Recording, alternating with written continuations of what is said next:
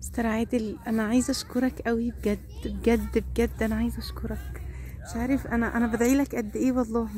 انت فعلا ربنا جعلك سبب لينا ان احنا فعلا نسافر ونتفسح ونشوف حاجات عمرنا ما شفناها بجد. يعني انت مش متصور مدى سعادتي. انا كل ما اروح من مكان لمكان انت في بالي وبقعد ادعي لك. ربنا يكرمك بجد. يعني انا يعني اشكر الله ثم انت، والظروف الجميله اللي فعلا القدر الجميل بجد اللي خلاني انا سعيده بمعرفتك. والله العظيم بجد يا مستر عادل. والله انا نزلت من مطار ميونخ، رحت جرمش، اتفسحت هناك جميل قوي، ورحت برضو القلب بتاع جرمش، وبعد كده جيت على اسبانيا. انا هنا في اسبانيا دلوقتي، في مكان برضو في الجبال اللي هو ماريا ألب. انا هنا دلوقتي وركبنا 2 تلفريك.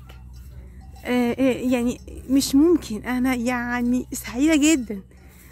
ربنا يسعدك، ربنا يسعدك فعلا زي ما انت بجد بتتعب وبتعمل لنا ورقنا وتستفه لنا وتظبط لنا كل حاجة علشان فعلا نشوف الجمال ده يعني مش عارفة اقول ايه بجد. مش عارفة اقول ايه بجد. ربنا يحفظك بجد، ربنا يحفظك. الله يسعدك ويسعد قلبك. انا مبسوطة جدا جدا جدا بيك بجد والله العظيم.